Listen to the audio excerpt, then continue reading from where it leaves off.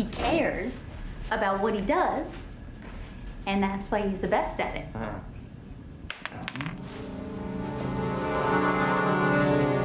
Fuck was that?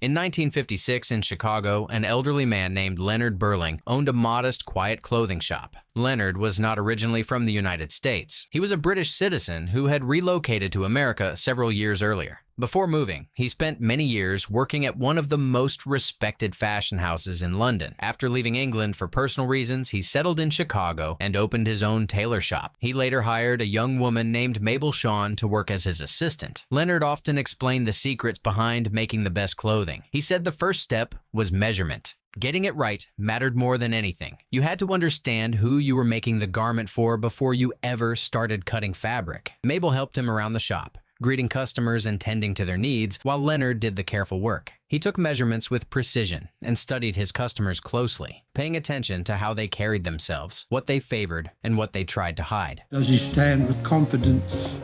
Leonard's shop quickly became well known throughout Chicago for the quality of its clothing. Wealthy families in the city regularly visited the store and relied on it for custom suits and tailoring. Among these regular customers was the Boyle family, a powerful and influential mafia organization in Chicago. The Boyles frequently came to the shop, sometimes to place clothing orders and other times to collect messages sent through the shop's mailbox. Leonard had intentionally placed this mailbox in his store, presenting it as a way for customers to leave notes or tips, though it served another purpose. One evening, the Boyle family's only son, Richie Boyle, arrived at the shop to retrieve letters from their contact. He was accompanied by a trusted associate named Francis. Leonard remained calm and focused on his tailoring work, showing no interest in their presence or in the letters they collected. Richie, however, spoke with him, asking if the suit he was making was for his father. When Leonard told him it was not, Richie asked who it was being made for. While sorting through the messages, Francis discovered a letter sent by a criminal group known as the Outfit. Because of the sensitive nature of the letter, Richie asked Leonard to step out of the room for a while so they could discuss it.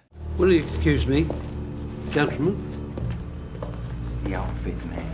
While Leonard waited in the lobby, he noticed a box and asked Mabel what was inside. Mabel showed him a small gift shaped like a snow globe that featured London. She explained that it came from someone she knew. Mabel enjoyed collecting snow globes that displayed famous landmarks and cities around the world, such as Paris, London, and Barcelona, because she dreamed of traveling beyond Chicago one day. She also expressed her surprise that Leonard, who had the ability to live and work anywhere, had chosen Chicago as his home. Leonard asked her what was wrong with Chicago. Mabel explained that she disliked the city and insisted she would leave it and travel someday. And Madrid, and Barcelona, and Morocco, and to Paris.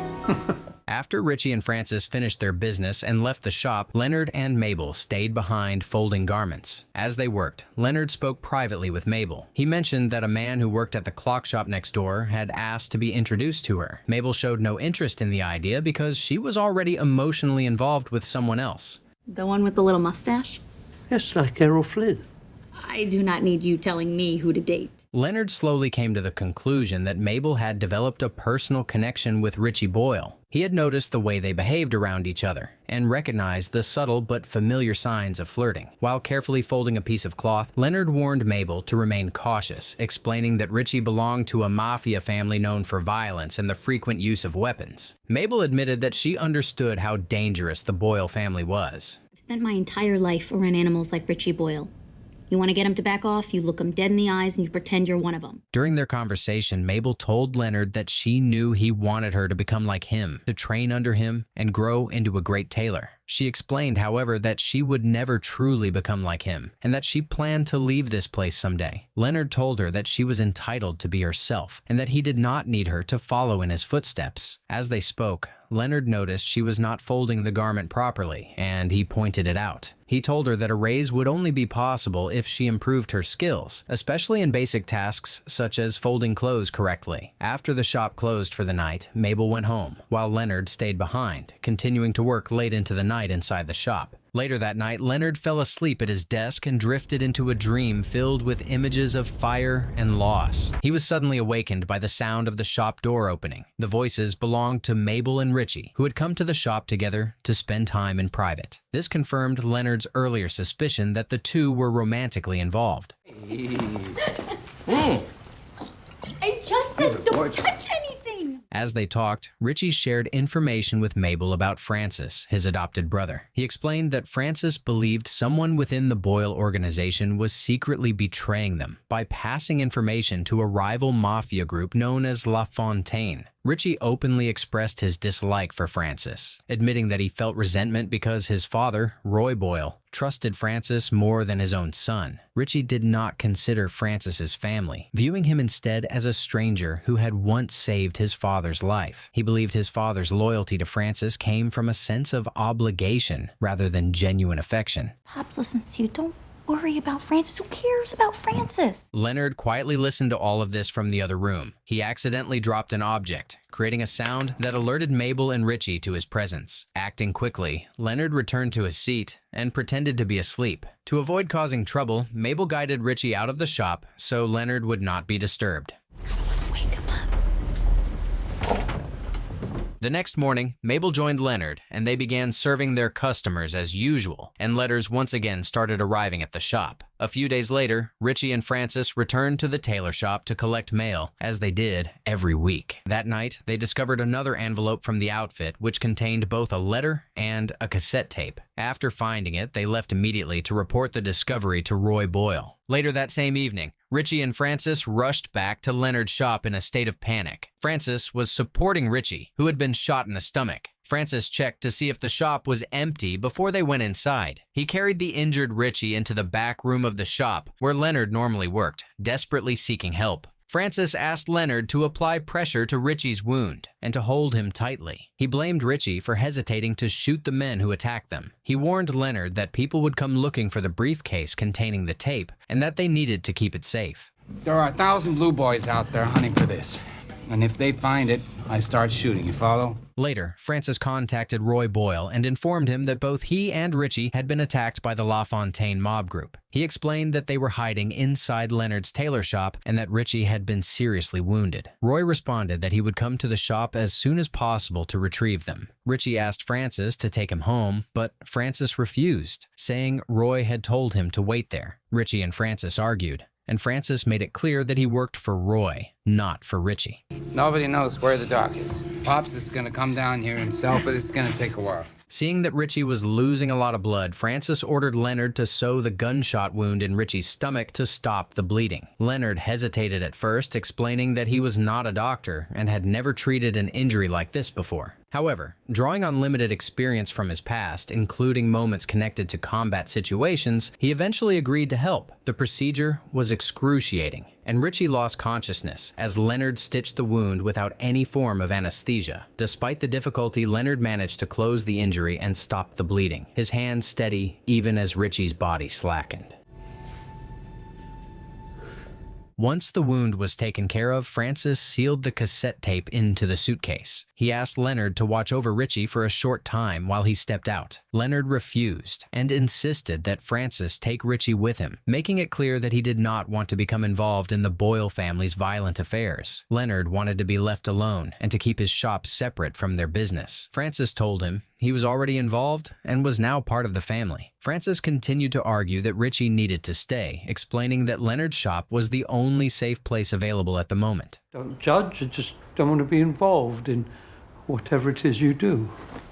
Francis then explained that he had to leave immediately to find a cassette player. He revealed that the tape contained recordings from illegal wiretaps involving a member of the Boyle family. Francis believed that someone close to the family was secretly working with the FBI and had planted a listening device in a location the Boyles frequently used. He also explained that he and Richie had originally planned to listen to the tape somewhere else, but they were ambushed by the La Fontaine group before they could do so, resulting in Richie's injury. Because several mafia organizations wanted the tape in order to destroy the Boyle family, Francis felt it was urgent to listen to the recording and identify the traitor. Because if I get back, and that tape isn't sitting right there, Francis warned Leonard that many people were looking for the tape and that it was vital to keep it safe. He told Leonard that Roy would be there in a few hours. Leonard asked what he should do if the police came, and Francis coldly told him to get rid of them. Not long after Francis left the shop, Leonard noticed blood on the suit he had been working on, and he began replacing the stained fabric with a clean piece. Soon after, Richie regained consciousness. Richie thanked Leonard for saving his life, his voice weak but sincere. Richie asked for water, and Leonard brought it to him.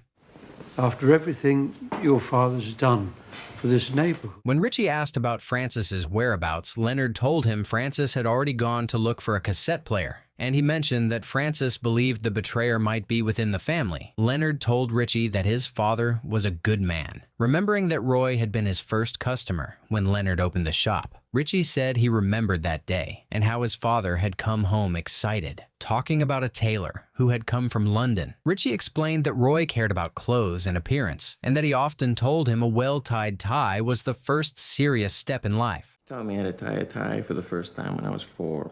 No. 4. Leonard then asked Richie if he had any suspicions about who the traitor might be. Richie said he did not have any suspicions, but Leonard pressed him, saying he must have someone in mind. He added that the person responsible was likely someone very close to the Boyle family, even if they were not officially a member of it. I'm the rat. After that, Leonard calmly sat back in his chair, handling fabric as if the room were empty, and stated that he was the one who had passed information to their enemies and that he had helped the feds plant a bug on them. Richie paused in silence, then broke into laughter, assuming Leonard was making a joke. Leonard laughed as well and continued stitching as if nothing serious had been said. Richie dismissed the idea, asking why Leonard would joke about something like that. Leonard asked why Richie thought he could not be the betrayer. Richie explained that Leonard was only a simple tailor and could not possibly be involved in mafia betrayals. I absolutely could be the rat. Not a chance. Leonard corrected him and explained that he was not a tailor, but a cutter, emphasizing that the two roles were very different. He said anyone could call themselves a tailor if they had thread and a needle, but becoming a cutter required years of study and discipline. Leonard described how he had trained for a long time at an elite fashion house on Savile Row, spending years as an apprentice before earning the right to open his own shop. So you thought that a bunch of fancy pants in England couldn't appreciate the finer things, so you came to Chicago. Richie asked why he moved to Chicago, and Leonard explained that he came because of the war. He said that after the war, men in London could not afford well-made things anymore, and a new fashion called blue jeans began to spread. Leonard explained that soon something would trend, people would chase it, and everyone would start wearing it. He said what he made was timeless and not built on a simple trend. Leonard told Richie he hoped his cousin was all right. Richie then explained that Francis was not his family, but rather a stranger his father had taken in from the streets. I do hope your cousin's all right. My cousin. After this, Leonard returned to the subject of Francis, suggesting that Francis's strong desire to uncover a traitor might indicate that Francis himself could be the betrayer. Leonard then told Richie he should not fear Francis betraying him, and he spoke with the confidence of someone who enjoyed shaping the direction of the conversation. Soon after, Francis returned to the shop. Before Francis spoke with Richie, Leonard quietly told Francis that Richie suspected him of betrayal and had looked inside the suitcase Francis left behind. This revealed that Leonard was deliberately manipulating both men, nudging them into distrust and suspicion, and setting them against each other. Try as I might, I can't seem to convince you that I am. Influenced by Leonard's earlier words, Richie began questioning Francis, asking why he was the only one shot during the ambush while Francis escaped unharmed. Francis responded that he had simply been fortunate that night. Richie demanded to know where Francis had been, and Francis explained that he had gone out looking for a tape player and had found one, and that he planned to take the cassette there to play it. Richie insisted on going with him, but Francis told him he was not in good shape to go out there, not with his wound and his condition the way it was. I'm gonna need that tape, pal, right now. Francis then insisted that they should play the tape immediately, but Richie stopped him and said they should wait for his father, who was expected to arrive soon. Richie said he wanted to wait, unless Francis was trying to make sure Roy never heard what was on that tape. Francis told Richie he was going to take the tape and leave. The argument over the tape intensified, and the tension between them escalated into a physical struggle. During the chaos, they discovered that the suitcase was empty.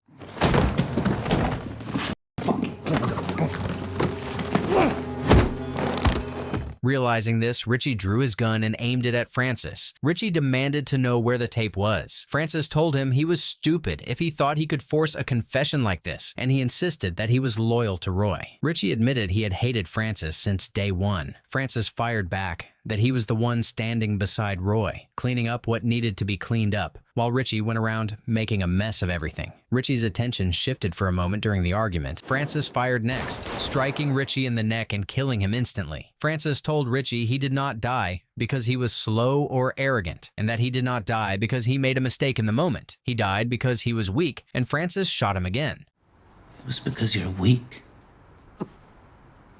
Leonard froze in shock. Francis asked Leonard where the tape was, but Leonard said he did not know. Francis quickly searched for the tape that Richie had supposedly hidden, but he could not find anything. Not long after, Roy Boyle arrived at Leonard's shop with his men. Francis appeared nervous and immediately asked Leonard to help him hide Richie's body and delay Roy's entry so he could clean the blood from the floor.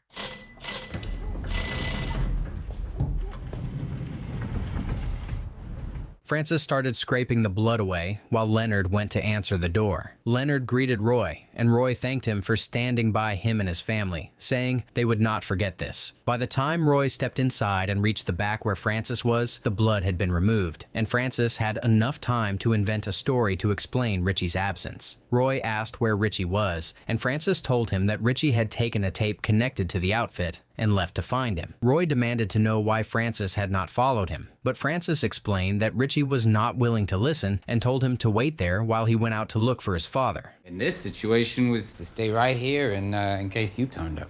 Roy made several calls but could not find Richie. He worried about his missing son and the missing tape. Francis suggested they go look for Richie, but Roy ordered Francis to go out and find his son, while Roy stayed behind in case Richie returned, or in case the people he called contacted him with information. Francis hesitated at first, terrified Roy might discover his dead son's body, but he eventually left. While waiting, Roy remained in the shop and spoke with Leonard. You learn how to do all this on the road? Yes, sir. Roy's eyes moved around the room until they landed on a suit. He asked Leonard why he had moved to Chicago, and Leonard told him he moved because of blue jeans. Roy laughed at the response. As if it were a clever answer, he could not decide whether to accept. Roy then looked at Leonard's shears and proceeded to show him his gun, saying that this was his tool. He compared the men he killed to pieces of fabric tossed away when making a suit, suggesting it was necessary to shape the neighborhood he was building. No, with this I've built loyalty, I've built a crew, I've built a neighborhood. Roy then started telling Leonard about an organization called The Outfit. He explained that The Outfit was the largest criminal organization in the world, with operations spread across Europe and the United States. Roy said the Boyle family had been offered an alliance with them because the Boyles were the only group willing to openly fight LaFontaine. As part of this support, The Outfit had provided an FBI wiretapping recording to help identify a traitor within the Boyle family. Gets into the wrong hands, and the entire thing comes crashing down. Leonard appeared confused and asked why Roy was sharing such sensitive information with him, since Roy had never spoken about mafia matters in front of him before. Roy then revealed that he had already realized Richie had never left the shop. Richie's coat was still hanging inside, and Roy knew his son would never go out in winter without it. This made Roy certain that Leonard was hiding something. He asked Leonard where Richie was. He called one of his men over, and the man pointed a gun at Leonard and demanded the truth. Leonard mentioned that Francis had warned him not to tell the truth, saying Leonard would be in danger if he spoke. Who walks out into the cold in December in Chicago without his coat? Before Leonard could respond, Francis suddenly entered the room while holding Mabel. Roy demanded that Leonard tell him the truth while Francis kept Mabel at gunpoint. Fearing that Mabel might be harmed, Leonard quickly invented a story. He claimed that Richie had felt ashamed because Francis had killed several men from the rival group while Richie had not. According to Leonard, Richie left to confront LaFontaine's people on his own to prove himself to his father. Leonard added that Richie had ordered him not to mention this earlier, so Roy would not worry. Yes, we did. I'm sorry, Mr. Boyle. Francis claimed that Richie had stopped at Roy. Then Roy questioned why Francis had brought Mabel to the shop. Francis explained that Richie might have gone to Mabel's apartment because she was his girlfriend. Roy questioned Mabel about Richie's location, but she said she did not know where he was. Francis interrupted and stated that he had noticed a blood stain on Mabel's carpet, suggesting that Richie had been injured there. Mabel told Roy that was a lie. Roy asked Mabel who she was, and he realized he had known her late father. He's a real tough guy, your dad. I wouldn't know. He wasn't really around much. Growing angry and impatient, Roy began pressuring Mabel aggressively to tell the truth. Francis claimed that Mabel might be the one ratting them out, since she was involved in a romantic relationship with Richie. Leonard told Francis he had known Mabel for years and was certain she was not the one betraying them. Francis, however, started beating Mabel while questioning her, striking her as if violence could produce answers. Leonard stepped in and physically stopped Francis, trying to calm him down and pull him away. Roy and Francis ignored Leonard's protest and dragged Mabel into one of the rooms. We'll clean up after. Leonard felt sick from everything he was holding inside and decided to step out for air. Francis saw him heading for the door and stopped him, and Roy told Leonard that no one was leaving until they found Richie. Leonard said he was tired and needed to leave, telling Roy to do what he needed to do to find his son. Leonard told Roy that he knew how he was feeling right now, that he understood what it was like to search for someone and feel the ground slipping away beneath you. He then admitted he had not come to Chicago because of blue jeans. He told them that he once had a wife and a daughter, and that both had died in a fire. Because of that loss, he now thought of Mabel as his own child, and he could not watch her be destroyed. You can hurt young Mabel. You can hurt me. At that moment, the phone rang, and Leonard answered it. He told Roy the call was from Richie, who claimed he was hiding from LaFontaine and asked to be picked up at a specific street location. Hearing this, Roy decided to go and get him with his men. Let's get to it. Francis chose to stay behind, saying he would keep an eye on Leonard and Mabel in case they were lying. Roy agreed and left Francis behind while he went out to look for Richie. After Roy left, Leonard revealed the truth. He admitted that he had deliberately given a false address so that LaFontaine's men would ambush Roy and his crew. Boyle is about to walk directly into an ambush. Who's ambushing him? The LaFontaine. Leonard then revealed that Mabel was the traitor they had been searching for from the beginning. After becoming closely involved with Richie, she gained frequent access to private information about the Boyle family. She used these opportunities to collect details and secretly pass them to the LaFontaine group in exchange for money. Aware that the Boyle family would eventually uncover her actions, Mabel turned to the FBI for protection. She worked with them to arrange wiretaps and planned for the arrest of the entire Boyle family, believing this would keep her safe once they were taken away. You got your hustle. I got mine. Leonard had known about Mabel's actions all along and chose not to interfere. He understood that her motivation was money and her desire to travel the world. Francis was stunned to find out Mabel was the one ratting them out this whole time. When Francis demanded to know if she had taken the tape, Leonard explained that he was responsible for hiding the tapes and that he had done it to shield Mabel from immediate danger. You knew what I was doing, and instead of stopping me, you helped. Yes. You. I can take care of myself. Leonard then proposed an idea. Mabel would call LaFontaine and tell them Francis's location so they would come and attack him. Francis resisted, saying he would not betray Roy like that. Leonard told him it was either that or Roy would find out Richie was dead and he would kill them all. Cornered by the choice and the fear of what Roy would do, Francis finally gave Mabel permission to call LaFontaine. LaFontaine wants to make a deal. Tape for cash. 1 hour.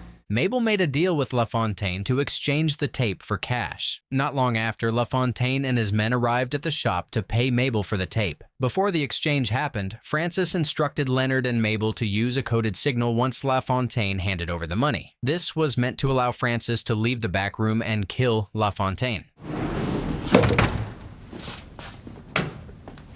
After LaFontaine arrived, they took the tape and paid Mabel the agreed amount. However, Leonard and Mabel betrayed Francis and secretly informed LaFontaine of his location. Francis jumped out to kill LaFontaine. He pointed his gun at LaFontaine. When Leonard told LaFontaine that he had emptied Francis's gun earlier, Francis was shot multiple times by LaFontaine's men and left to die. But nobody stopped to think what's going on in his head. Once LaFontaine and his crew departed, Leonard told Mabel the full truth. He admitted that he had personally recorded the tape and placed it in the mailbox under the name of the outfit to manipulate the Boyle family. The tape given to LaFontaine earlier was fake, containing only Leonard's recorded voice. Leonard had been recording the scene happening that night, preserving it so Mabel could eventually hand it over to the FBI. This would allow law enforcement to dismantle both the Boyle family and the LaFontaine group. Enough to convict any remaining Boyles of a dozen crimes and Madame LaFontaine. Leonard encouraged Mabel to leave Chicago and travel the world using the money she had received. Mabel asked him to come with her and travel, but Leonard refused, saying she should not waste her youth taking care of an old man. Mabel finally said goodbye and left. That same night, Leonard packed his belongings and deliberately set his shop on fire to erase all remaining evidence. Unexpectedly, Frances, who was still alive, regained consciousness and fired at Leonard. The shot missed its mark and only wounded Leonard's arm. Francis realized his gun was out of bullets and took out a knife to stab him. Leonard then explained his true past to Francis. He admitted that he was once a violent man, much like Francis. Leonard rolled up his sleeve and showed him his tattooed arms. He explained that one day his former boss asked him to do something he was not comfortable doing, so he left and relocated to London. There, he met his wife, fell in love, and settled down to live a normal life. His old associates tracked him down and murdered his wife and daughter by setting their home on fire. Broken by this loss, Leonard moved to Chicago to start over and live differently. But on the first day he opened his shop, fate led him to the Boyle family. My first day here, who did I meet? Francis then tried to stab him, but Leonard managed to move aside and stabbed Francis in the neck with his shears. Francis died on the spot. Leonard walked away from his burning shop, leaving Chicago behind as he planned to begin a new and better life somewhere else.